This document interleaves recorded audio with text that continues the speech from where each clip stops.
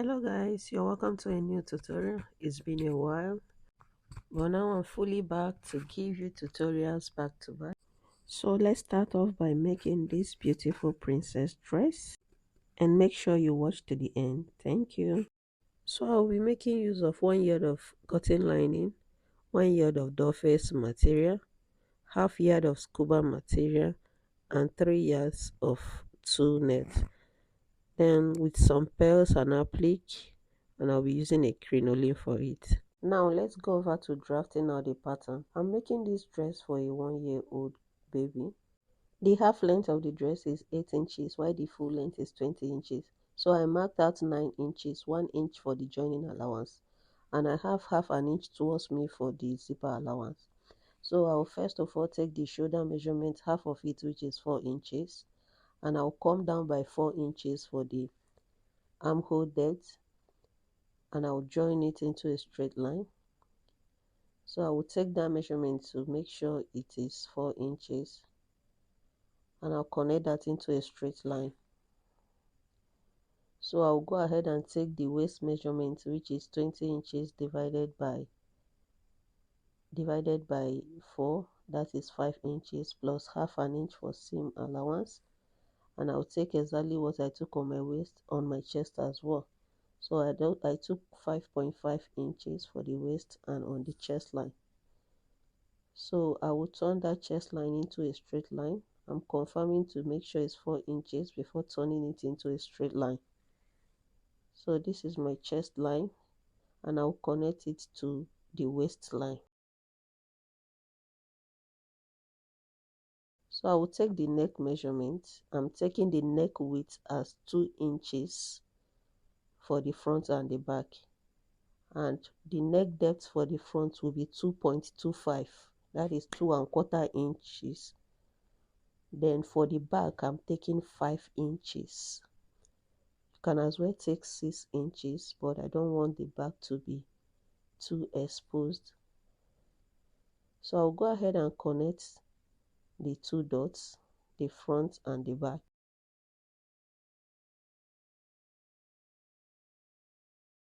So for the back, I'll give it a little bit of curve. You can give it a sharp V, but I'll be leaving it at a curvy V. So I'll connect it, and that will be my neckline for the back.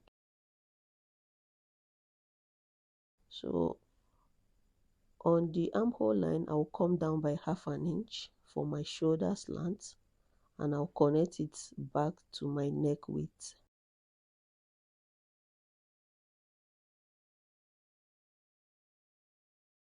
So I will extend it by half an inch for the joining allowance on the shoulder part. So that is half an inch. I'll connect it. So from that first line I marked, I will take the measurement to the chest line. Whatever it is, I will divide it by 2 and mark it right there. That is where my curve will start from. So I'll connect that to the chest measurement. You can as well come in by 1/4 of an inch for the front and the back. Since this is a sleeveless, I'll just come in by 1/4 of an inch. But if it has sleeve on the front part, you come in by half an inch and leave the back as it is. So I've connected my armhole, and I will move over to cutting it out. So I'll still make alteration on the back waistline, which I'll be coming up by half an inch on the zipper line. This is optional, you can leave it or cut it out. So I'll go ahead and cut out my pattern. Firstly, I will cut out the front pattern. I'll cut through the neck line of the front first. Then I will remove it. Since I've made a mark on the back, I've extended the line to the zipper area. I'll remove the front and connect the front neckline, the back neckline as well.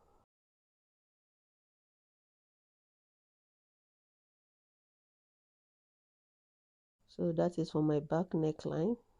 And on the waistline I will come up by half an inch. Like I said, this is optional, but it gives a perfect fitting for the dress if you do this. So I'll connect it back to my normal measurements, leaving that half an inch for the seam allowance. So I will trim that out and trim out the neckline. So currently my two patterns are ready. I will level it front and back and make an indication that the front will be cut on foot and the back will be cut ×2. So I'll use this and cut on my scuba fabric and on my lining. So right now I've cut on my scuba and on my lining, both the front and the back, and I'll go ahead and join them at the shoulder, placing it right side facing each other. Sorry, I marked on my right side, so that's why you see the chalk showing on the right side. Right side facing it on each other, I will join both the scuba and the lining. Right now I've joined it, both the scuba and the lining, and I'll place each of them on each other. I'll place the lining on the scuba and join the neckline through to the zipper allowance. I will not stitch in the zipper allowance, and I also join the armhole, then turn from the front part. So right now I've joined it and I'll give it a notch.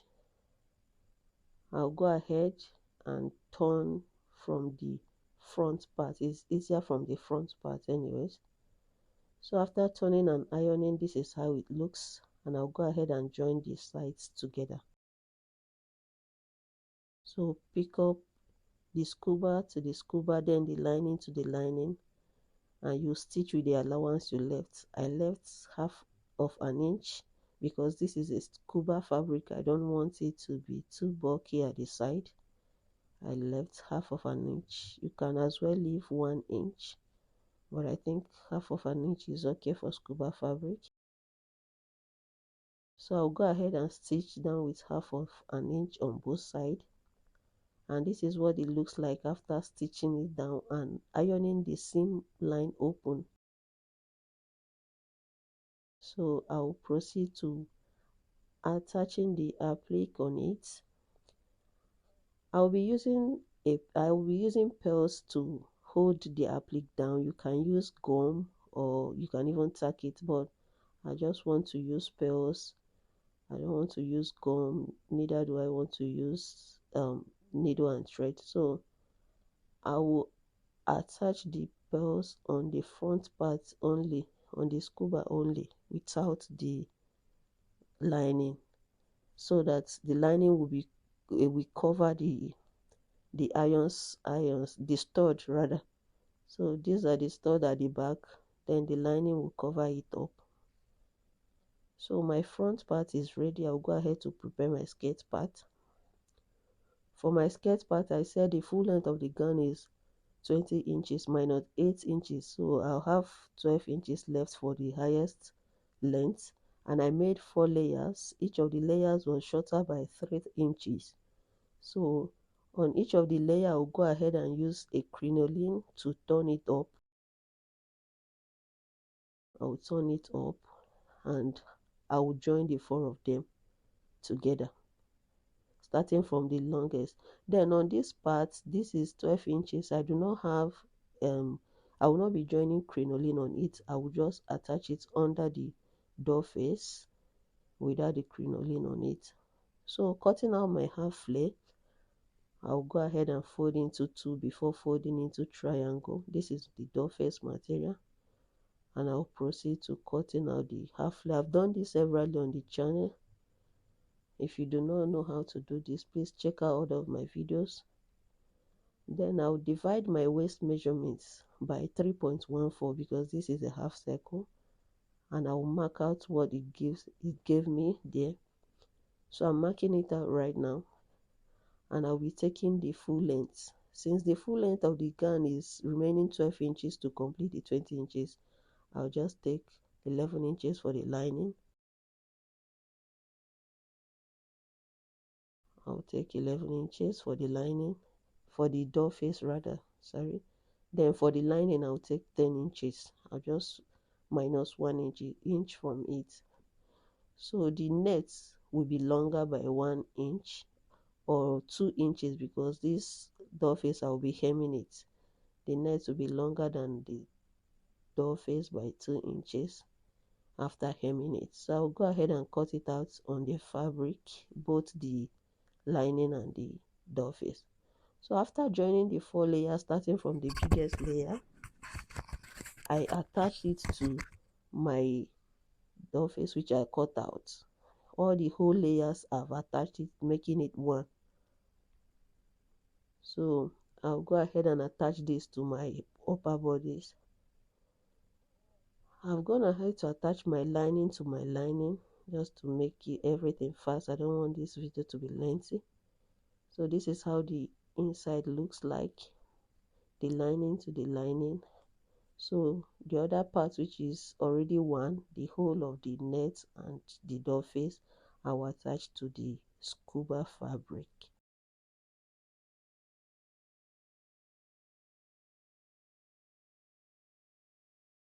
So go ahead and pin it down.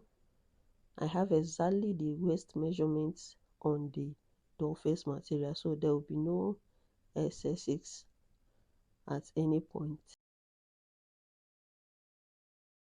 So after pinning it down, I joined, and for my circles, I cut out circle of 6 inches.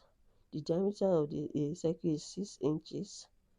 So I cut out 6 pieces of it, and how I will be joining it is by folding it into two, then into half, and I'll use my needle and thread to tack it from that point to the dress. So this is me repeating how I'll be joining it. So having joined my skirt part to my upper part, and I've also attached a zipper. I have videos on how to attach zippers on the channel. Please watch it out if you are finding it difficult. So I'll go ahead, turn to the back. You see, I'm having a curvy V at the back. You can have a sharp V as well. So I'll fold my circle. Since I'm having 6 pieces, I'll be putting 3 on each side. I'll fold my circle into 2, like you see me doing, then into 4. And I'll pick up my needle and thread. The first one will be on the shoulder line. I'll pick up my needle and thread and tack it down.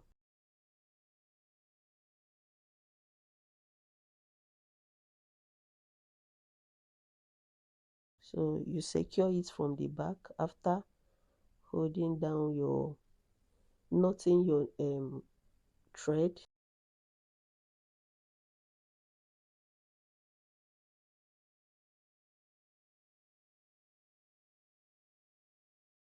So I'll pass that through like 3 times, and I will tie it at the back, making sure I have a neat finishing as much as possible over there.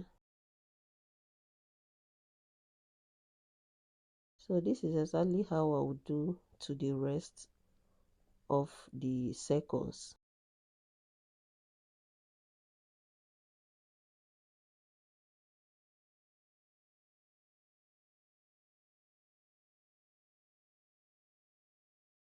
So for the second one, I would repeat the same, and I'll flip the first one over, make sure it overlaps the second one. I'll make sure it overlaps it, and I will repeat exactly what I did on the first one on it as well. So go ahead and do the same for the 6 of them, 3 on each side, and you are done. You can do 4 on each side if you are having a longer half length, but with these 3, the back is already filled up, so there is no space for me to attach extra circles. So this is how it looks after attaching it. You see it's already coming out beautifully. And I'll go ahead with my pearls. So after knotting my thread, needle and thread, I will pick up the circle, one of the circles, the first one, and I'll pass my needle under. Just look carefully, you see what I'm doing. I'll pass my needle. I'm using a smaller needle this time around because the eyes of the pears are a bit smaller.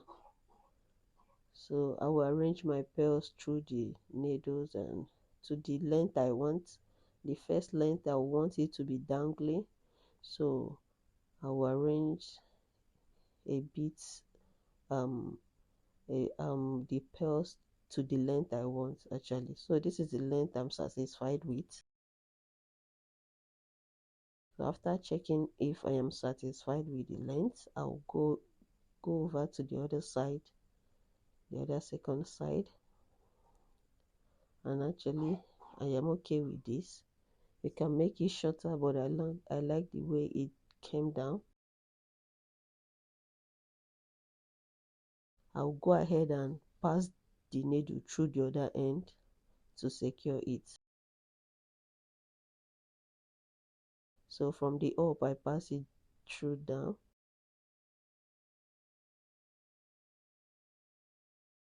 and yes, this is what I want for the back, for the first one. So I'll go ahead and pass the thread several times to secure the knot so it doesn't loosen up, and I'll repeat the same for I want 3 lines of pearls. I want 3 lines. You can do as much lines as you want. So but I want 3 lines, so I will just repeat exactly what I did here for the 3 lines. So secure that properly so it doesn't loosen up, ruining all your efforts.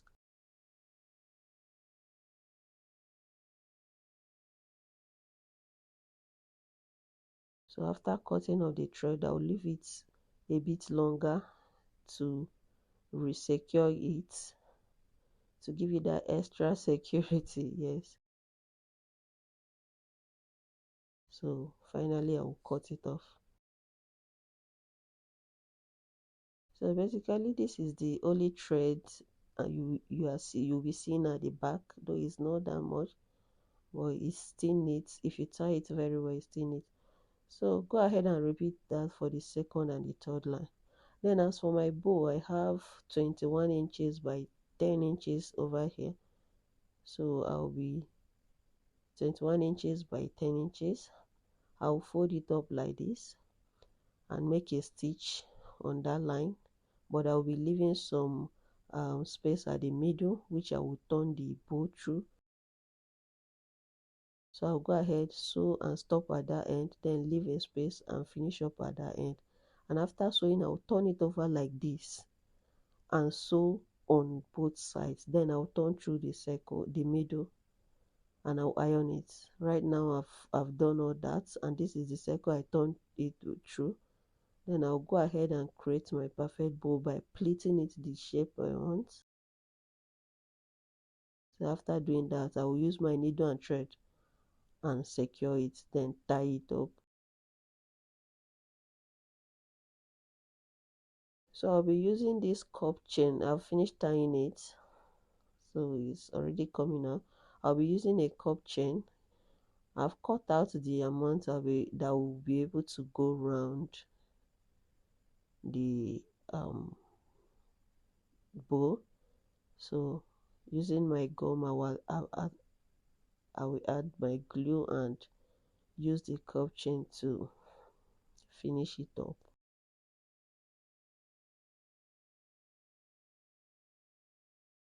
This is what we'll have at the end after adding everything, attaching the bow, and everything is ready. It's already looking beautiful, and I hope you will give this a try. Please give me a thumbs up at the end. Thank you for watching. Bye.